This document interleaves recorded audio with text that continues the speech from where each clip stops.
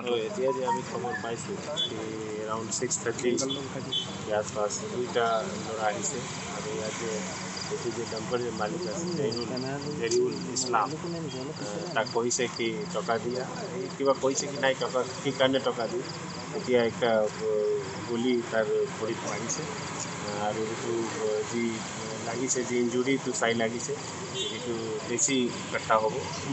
helmet যে হয় সেইটো আছে আমি বিচাৰি আছোঁ এতিয়া গোটেই কালেক্ট কৰি আছোঁ ডিটেইলবিলাক কালেক্ট কৰি আছোঁ আৰু মানুহটো যি ভিক্টিম আছে এইটো হস্পিটেলত আছে আউট অফ ডেঞ্জাৰ আছে কোনো এইটো নাই তাৰ নিট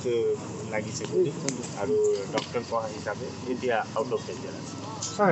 এটা কথা অভিযোগ আহিছে যিটো কয় কিন্তু ছাৰ যিহেতু পুলিচ এটা হাই চিকিউৰিটি যন্ত্ৰটো কৰোঁতে আছে এনেকুৱা ধৰণৰ ঘটনা ঘটিলে অলপ মানুহৰ অলপ হয় কোনো ঘটনা ঘটিলে এইটো একটা কথা হয় কাৰণ কি আমাৰ চিকিউৰিটি থাকে আমাৰ দায়িত্ব আছে আমাৰ কৰ্তব্য আছে সুৰক্ষা দিয়াৰ আৰু যেনেকুৱা আপোনালোকে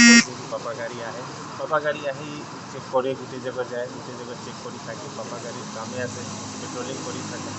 আৰু এইটো এতিয়া গোটেই আমি ডিটেইলটো দিম কি কেনেকুৱা হৈছে কি কাৰণে হৈছে এইটো গোটেই আমি ওলাম ইয়াতে ঘটনা হৈছে ঠিক আছে থেংক ইউ